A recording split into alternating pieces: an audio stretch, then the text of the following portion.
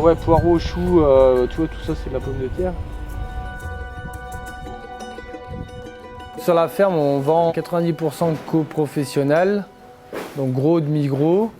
J'ai toujours un peu privilégié ce système-là au niveau du gain de temps. On a pas mal de surface et je pars livrer le matin, c'est bonne heure. Je reviens sur l'exploitation, c'est 7h, 8h du matin, quoi. Donc j'ai déjà une journée complète. Il y a des contraintes comme chaque travail. Après, moi j'essaye de travailler via des machines, via des techniques pour nous aider en fait dans toute cette pénibilité. On attaque du début. Allez, non, on va repartir où on était. Le plus motivant, c'est d'attaquer en fait une production, de l'implanter, de la récolter, avec tout ce qu'il va avoir au milieu, donc l'entretien de la culture, et puis après la mise en cajou, et puis la commercialisation. On fait vraiment tout et c'est ça qui est génial. Le changement climatique, il est énormément visible. D'un point de vue sécheresse, le vent, on a aussi des fortes précipitations qui peuvent y jouer. Les adaptations qu'on y trouve, ça va être sur l'aspect de l'irrigation, la mise en place de haies, les techniques qu'on peut avoir aussi sur les travails de sol, les couverts végétaux. Les vaches, moi je trouve que c'est elles qui pilotent la ferme, qui nous font diriger en fait nos plannings de culture. En fonction de ça, on fait nos rotations. On arrive aussi à donner un peu tous les déchets végétaux en fait aux bêtes. On produit nous-mêmes notre céréale, donc la paille va aussi pour les vaches. On a vraiment des partenaires compréhensibles. Quand on s'arrange, en fait, on arrive toujours à trouver des arrangements, des terrains d'entente. C'est génial. De la ferme au quartier, association créée en 2011, s'est constituée pour distribuer des fruits et des légumes dans les quartiers de la ville où il n'y avait pas d'AMAP.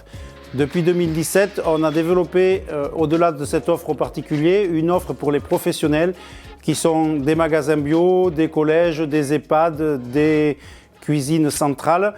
Et l'idée, c'est que la ferme au quartier soit un outil collectif au service du territoire. Il faut qu'on arrive à relocaliser et à diversifier les productions.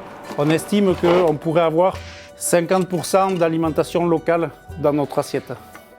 Aujourd'hui, on va déménager. Nous allons conserver ce site pour l'activité particulière. Et puis, nous aurons un site qu'on appelle la plateforme, qui sera vraiment dédié à l'activité des pros. Je vais le laisser là, puis on le rebougera. Les principales difficultés auxquelles on fait face ou on va faire face, ça va être avec le développement un manque d'offres parce que les agriculteurs du territoire sont très spécialisés lait, viande et un peu grande culture, céréales. Et ça va être demain d'avoir des paysans et des paysannes qui vont pouvoir produire des produits destinés à l'alimentation du territoire. Il y a plus de travail sur des légumes frais et bio. Mais aussi c'est plus agréable parce que c'est de meilleure qualité. J'ai un primeur, puis je fais appel aussi à l'exploitation du lycée. Des fois il y a des changements selon les produits qui sont prévus, je m'adapte. Et selon les quantités, parce que des fois il n'y a pas forcément les quantités, donc je peux faire 2 légumes différents pour pouvoir faire un service complet. Avec le maraîcher, on communique énormément. Il va me dire ce qu'il a et ce que je vais utiliser moi en fait. S'il n'y a que 5-6 kilos, ça sera plus pour le soir. Et s'il y en a plus de 10-20, ça sera plus pour le midi. On s'adapte. Il y a un contact avec les élèves, donc c'est vrai que ça c'est super bien. Et puis du coup on leur demande, on leur dit comme quoi les produits sont frais et qu'ils sont d'ici. Ils le voient d'eux-mêmes. Les retours sont positifs.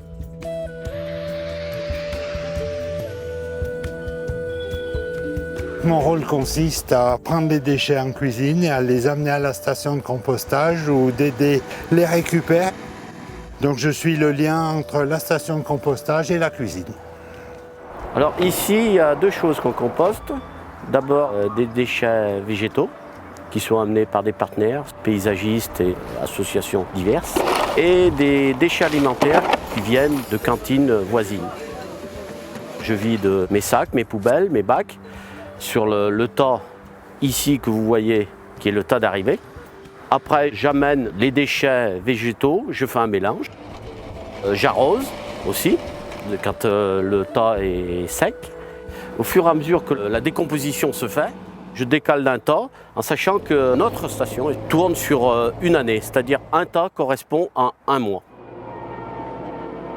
Les déchets alimentaires disparaissent au bout de 3 mois, on va dire. Tout dépend de la matière qui est à composter.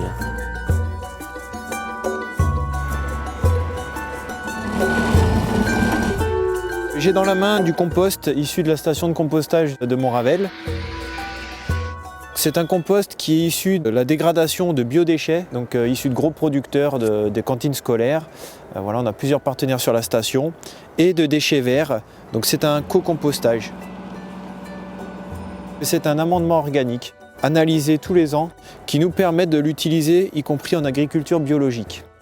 Au fur et à mesure qu'on exploite les sols, on les appauvrit et il faut que la matière organique puisse revenir pour structurer le sol.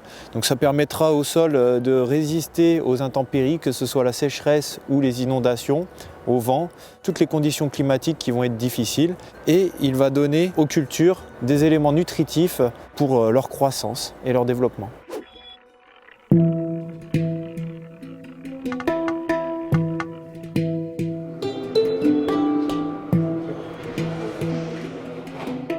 Je pense qu'on va remettre l'aliment au centre du débat en fait. C'est vraiment un objectif d'être un lieu de coopération